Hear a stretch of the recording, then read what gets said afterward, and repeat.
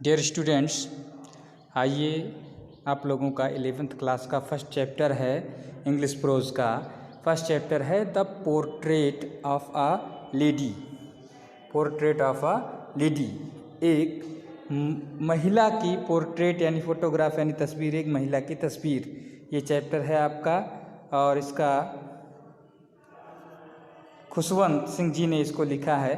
तो उन्होंने अपने दादी जी के बारे में लिखा, उनके दादी माँ हैं, उनके अपने दादी माँ के बारे में लिखा है।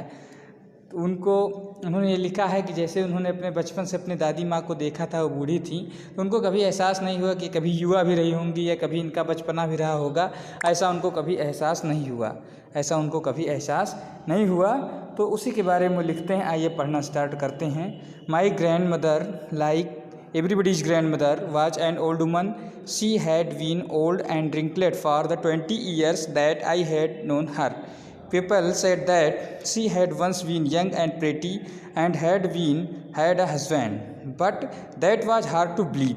My grandfather's portrait hung above the mantelpiece in the drawing room. He wore a big turban and loose-fitting clothes. His long white beard covered the west part of his chest, and he looked at least 100 years old. He did not look the sort of person who would have a wife or children. He looked as if he could only have lots and lots of grandchildren. As for my grandmother, being young and pretty, the thought was almost revolting. She often told us of the games she used to play as a child that seemed quite absurd and undignified on her part, and we treated it like the fables of the prophets she used to tell us. My grandmother, मेरी दादी माँ, like everybody's grandmother, प्रत्येक व्यक्ति के दादी माँ की तरह ही was an old woman, एक बूढ़ी महिला थी। जैसे सबकी दादी माँ होती हैं, वैसे मेरी दादी माँ भी, राइटर कह रहा है कि वो भी एक बूढ़ी महिला थी, बूढ़ी औरत थी। शी हैड बीन ओल्ड, वह बूढ़ी हो चुकी थी। एंड रिंकलेड फॉर द 20 ईयर्स, और 20 साल से मैंने उनको देखा था, बूढ़ी हो चुकी थी और उनके शरीर पर झुर्रियाँ भी थीं। तो आई हैड नोन हर, जब से मैंने उनके बारे में जाना है। पीपुल सेड दैट, लोग कहते थे कि she had once been young, कि वह कभी युवा थी, एंड प्रेटी, और खूबसूरत भी थी, सुंदर थी। एंड हैड आ हस्बैंड, और उनके भी एक पति थे। But that was hard to believe, लेकिन इस पर विश्वास करना कठिन था। My grandfather's portrait hung above the mantelpiece in the drawing room. मेरे दादाजी की पोर्ट्रेट, तस्वीर जो थी, हंग, लटकी हुई थी, एबव द मेंटल पीस, ताक के ऊपर। मेंटल पीस यानी अग्निकोश यानी ताखा जो होता है, ताक के ऊपर लटकी हुई थी। इन द ड्राइंग रूम में वो तस्वीर लटकी हुई थी। ही और अ बिग टर्बन, वह एक बड़ी सी पगड़ी पहने हुए थे। एंड लूज फिटिंग क्लॉथ्स, और ढीले ढाले कपड़े पहने हुए थे।